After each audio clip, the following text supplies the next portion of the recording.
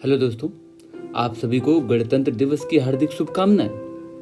संभवतः यहाँ पर मौजूद हर व्यक्ति आज़ाद भारत में पैदा हुआ है और इसके लिए हम हमारे स्वतंत्रता सेनानियों और देशभक्त क्रांतिकारियों के तहे दिल से आभारी भी हैं। दोस्तों, हर रिपब्लिक डे पर हम महात्मा गांधी, भगत सिंह सहित उन अनगिनत आज़ादी के दीवानों को याद करते हैं जिन्होंने हमें अंग्रेजों की दास्तान से मुक्त कराने के लिए अपना सब कुछ न्यौछावर कर दिया। आज भी मैं उन्हें नमन करता हूं और उनके अमर बलिदान के सम्मान में अपना शीश झुकाता हूं।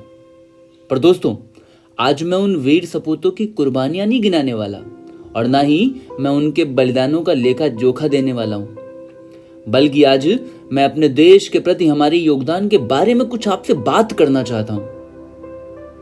अब बताइएगा, क्या आपने इस देश को महान बनाने के लिए कोई काम किया है, या आप ऐसा कोई काम कर रहे हैं जिससे आपका देश महान बन रहा है? आप मेरे इस छोटे से प्रश्न का उत्तर दो कि आखिर में कोई देश महान बनता कब है? देखो, कोई देश महान तब बनता है जब उस देश के देशवासी महान बनते हैं, क्योंकि देश तो देशवासियों से बना है ना।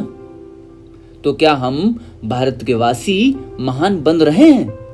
क्या हम कुछ ऐसा कर रहे हैं जो हमें महान बना रहा है, या कहीं हम इसका उल्टा कर रहे हैं? मैं आपसे कुछ क्वेश्चन पूछूंगा और आप उसके आंसर देना, अपने आप से सच्चाई के साथ आंसर देना। अब बताओ, कहीं हम पान खाकर दीवारों पर तो नहीं थूक रहे? कहीं हम अपने घर का कूड़ा सड़कों पर तो नहीं फेंक रहे? कहीं हम कमरों में लाइट और पंखे खुला छोड़ बाहर तो नहीं टहल रहे? कहीं हम पानी की टंकी खुला छोड़ पानी की बर्बादी तो नहीं कर रहे? कहीं हम थाली में परोसा खाना छोड़ अन्न का अपमान तो नहीं कर रहे?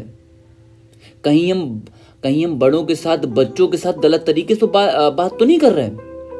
क्या हम महिलाओं का सम्मान कर रहे हैं? अफसोस, हम में से ज्यादातर लोग ऐसा कर रहे हैं, और ऐसा करने का मतलब है कि हम महान नहीं बन रहे। और अगर हम महान नहीं बन रहे हैं तो बताओ भैया, ये देश कैसे महान बनेगा? एक छोटी सी कहानी एक बूढ़े दादाजी की। एक बूढ़े दादाजी थे, पार्क में बैठे हुए थे, तो वहां पर कुछ बच्चे भी खेल रहे थे। तो दादाजी प्रतिदिन आते थे, लेकिन दादाजी प्रतिदिन खुश रहते थे। इत्तेफाक से बात, एक दिन वो उदास थे और उसी दिन बच्चे उनके पास आए और बच्चे पूछने लग गए कि दादाजी, वैसे तो आप खुश रहते हो, आज आप उदास क्यों बैठे हो? दादाजी बोले, जब मैं छोटा था तब मैं सोचता था कि एक दिन मैं देश को बदल कर रख दूंगा, लेकिन जब थोड़ा बड़ा हुआ तो लगने लग गया कि ये कोई काम आसान नहीं है देश बदलने वाला। मैं तो केवल अपने शहर को बदलूंगा।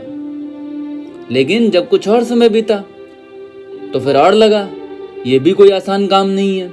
चलो, मैं केवल अपने गांव को ही बदलने का प्रयास करूंगा और आसपास के लोगों को बदलूंगा। पर अफसोस, वो भी मैं नहीं कर पाया। और अब जब मैं दुनिया में कुछ ही दिनों का मेहमान बचा हूं, तो मुझे लगता है कि अगर मैंने खुद को बदलने का सोचा होता तो मैं ऐसा जरूर कर पाता, और हो सकता है मुझे देखकर मेरे आसपास के लोग भी बदल जाते, और क्या पता उनसे इंस्पिरेशन लेकर ये शहर भी कुछ बदल जाता, और तब शायद मैं इस देश को भी बदल पाता। दोस्तों, कोई भी बदलाव जो होता है ना, खुद से ही शुरू होता है। महात्मा गांधी जी भी कहकर गए हैं, अगर आप अपना भारत महान बनाना चाहते हैं तो पहले खुद महान बनिए, और महान बनने के बीज इन छोटी छोटी बातों में ही छुपे। आपको कोई बॉर्डर पे जाके लड़ाई नहीं लड़नी है, आपको कोई बंदूक नहीं थामनी। आप देश के भीतर रहकर भी देश के लिए कुछ कर सकते हैं। करने दीजिए दुनिया जो कर रही है, आप केवल अपनी जिम्मेदारी लीजिए और खुद बदलने का संकल्प उतार लीजिए।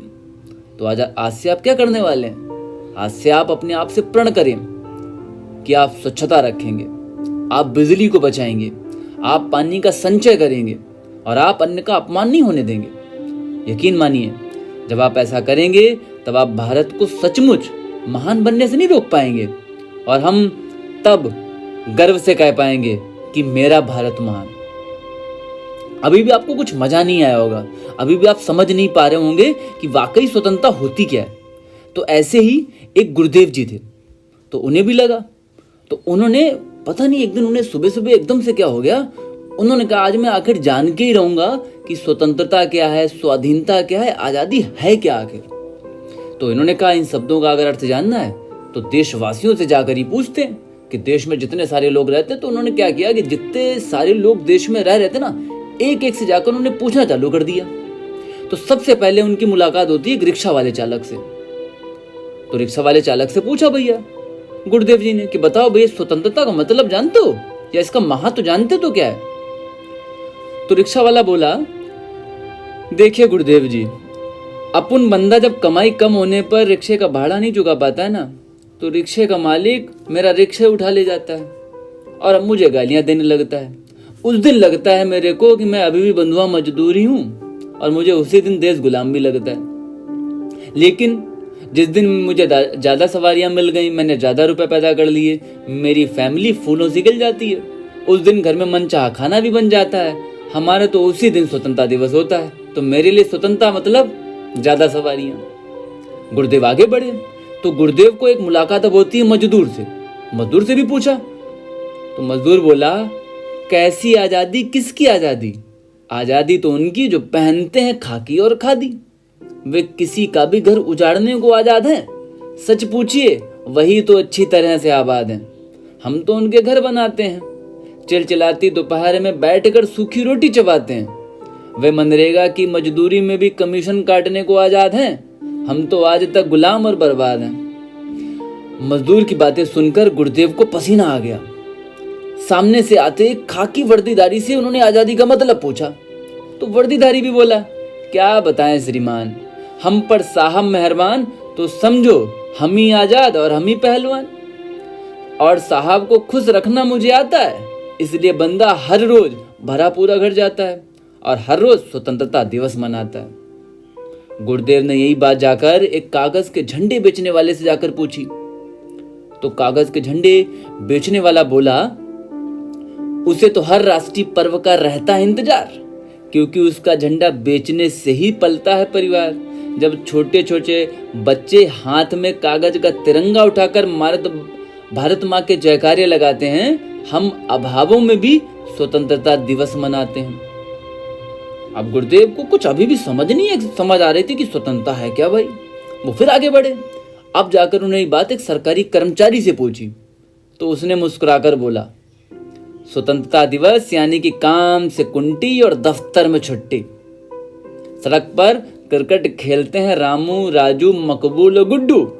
स्वतंत्रता दिवस बोले तो एक बहुत अच्छा सा लड्डू। अब गुरुदेव फिर आवेश में आ गए। गुरुदेव ने एक नशेबाज को जाकर पकड़ा। उससे कहा तुम बताओ स्वतंत्रता क्या होती है? तो वो भी बोला काहे की आजादी, काहे की स्वतंत्रता। जब दारू की दुकानें बंद तो कैसे चलेगा उत्सव का पता। आगे फिर बढ़े गुरुदेव जी। उन्होंने जाकर शिक्षक से पूछा।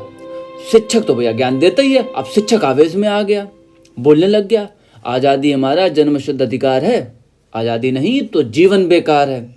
हम अपनी आजादी को हरगिज खो नहीं सकते, किसी और के हम हो नहीं सकते। जो वंदे मातरम गाने से कतराते हैं, जो देश में रहते हैं देश का ही खाते हैं, लेकिन जयकारे दुश्मन देश के लगाते हैं, वे आजादी का मतलब जानते ही नहीं।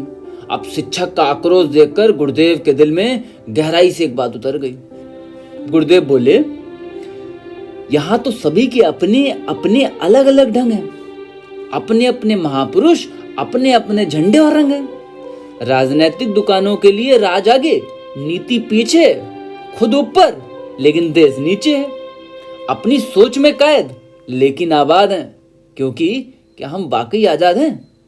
जिस दिन देश का हर व्यक्ति पूरी निष्ठा और समर्पण से भारत माँ के जयकारे लगाएगा, सही मायने में आजादी का असली पर्व उस दिन ही मन पाएगा। जय हिंद दोस्तों, जय हिंद।